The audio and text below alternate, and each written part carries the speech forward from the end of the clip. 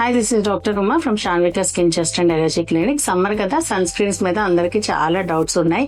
ఏ sun screen వాడాలి, ఎలా వాడాలి, ఎంత వాడాలి, ఎప్పుడు వాడాలి, ఎక్కడ వాడాలి.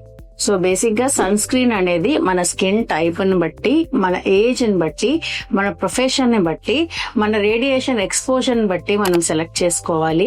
ఎండలోకి ఎక్కువ వెళ్లే వాళ్ళైతే యూవీ ప్రొటెక్షన్, లోపల ఇంటి లోపల అంటే ల్యాప్టాప్ వర్క్స్, ఐటీ ఫీల్డ్ ఇలాంటి వాళ్ళైతే ఐఆర్ ప్రొటెక్షన్, కొంచెం ఇలా పొల్యూషన్ లో తిరిగే వాళ్ళకైతే యాంటీ పొల్యూషన్ సన్ స్క్రీన్స్ లాంటివి యూజ్ చేయాలి.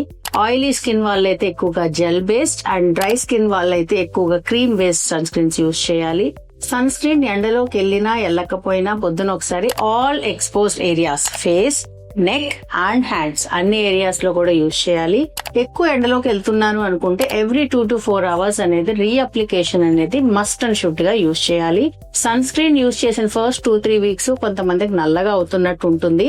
అది బికాస్ కరెక్ట్ సన్ స్క్రీన్ అనా కాదు, లేదా వాళ్ళకి ఇంకడానికి కొంచెం సెట్ అవడానికి కొంచెం టైం పడుతుంది.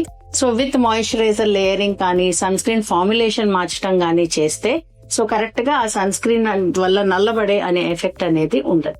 Thank you.